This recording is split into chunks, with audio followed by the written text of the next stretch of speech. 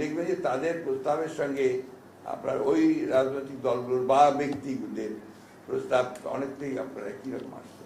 Specific এখন আমি বলতে চাচ্ছি না, এটা আমরা কালকে আমাদের যে টিম যাবে সেই টিম গিয়ে তারা কথাবার্তা বলার পরে তারা সেই বিষয়ে কথা বলবে।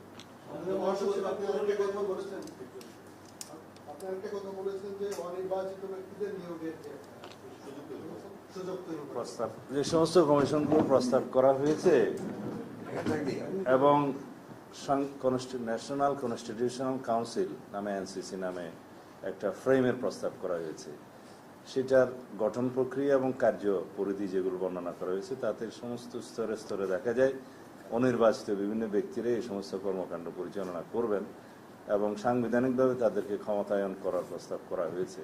তাতে করে দেখা যাবে নির্বাচিত প্রতিনিধিদের আর কোনো গুরুত্ব নেই, প্রায় সকল গুরুত্বপূর্ণ কার্যাবলী রাষ্ট্রের অনির্বাচিত প্রতিনিধিদের সমন্বয়ে সম্পন্ন হবে, যদি এগুলা গৃহীত হয়। তবে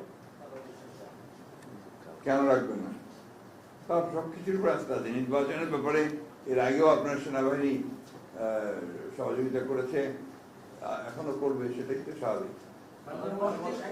মানে ছাত্র আন্দোলন থেকে শুরু করে বিভিন্ন সংগঠন আওয়ামী লীগকে নিষিদ্ধের দাবিতে বিভিন্ন এই বিষয়ে আমি এখনই কোনো কমেন্ট করবো না, দয়া করে এটাকে ডাইভার্ট করবেন না এখন। Thank you. পরবর্তী সেগুলোর সাথে যেগুলো আপনারা দ্বিমত কিংবা মন্তব্য দিচ্ছেন, বাকিগুলো থেকে আপনারা হ্যান্ড আউট দিচ্ছেন, যেগুলোতে মন্তব্য আমরা আপনার প্রত্যেকটাতেই আমরা রেসপন্ড করছি, যেটাতে হ্যাঁ দেওয়া দরকার সে হ্যাঁ দিচ্ছি, কিন্তু যেটা আপনার আলাদা বক্তব্য দেওয়া দরকার সেটা আমরা বক্তব্য দিচ্ছি। এটা আমরা ওইভাবেই আমরা টোটালি কোঅপারেট করছি। যদিও বিষয়টি জাতীয়ভাবে অনেক আলোচিত, আমরা সহকর্মী প্রশ্নটা করেছিল আওয়ামী লীগের ব্যাপারে, আজকে আপনি দিলেন না, তার একটু চাই সেটি হচ্ছে যে ইতিমধ্যেই ভারপ্রাপ্ত চেয়ারপারসনের মামলাগুলো সরে গিয়েছে, আলোচনায় আসছে, যিনি কবে আসছে, এই ব্যাপারে সুনির্দিষ্ট কোনো দিনক্ষণ না, এখন আমার সুনির্দিষ্ট কোনো দিনক্ষণ আমরা নির্ধারণ করিনি। যখন আমাদের মনে হবে যে উপযুক্ত সময়, সেই সময় তিনি আসবেন।